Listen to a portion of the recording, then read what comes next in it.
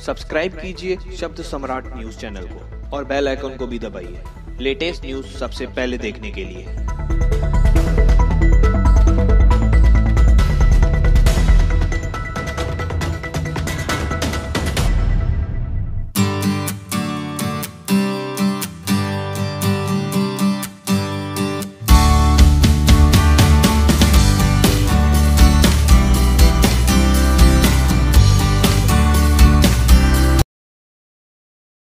नमस्कार, शब्द सम्राट न्यूज में आपका स्वागत है। मुंबई से सटे उल्हासनगर के कैंप क्रमांक 4 के अशेलापाड़ा परिसर में मामूली बात पर भोइटे परिवार पर धारदार हथियार से हमला करने की घटना प्रकाश में आई है। वहीं विट्ठलवाड़ी पुलिस ने मामला दर्ज कर लिया और जांच शुरू कर दी है।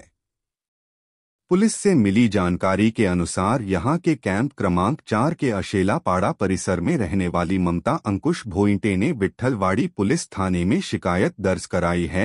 पानी फेंकने को लेकर छाया जाधव से विवाद हो गया।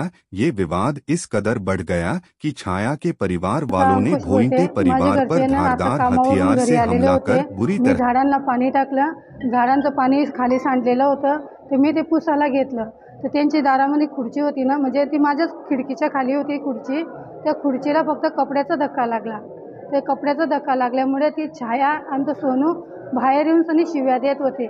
तर मला असं वाटलं का हे खुर्चीला धक्का लागला म्हणून सनी हे शिव्या देत आहे का।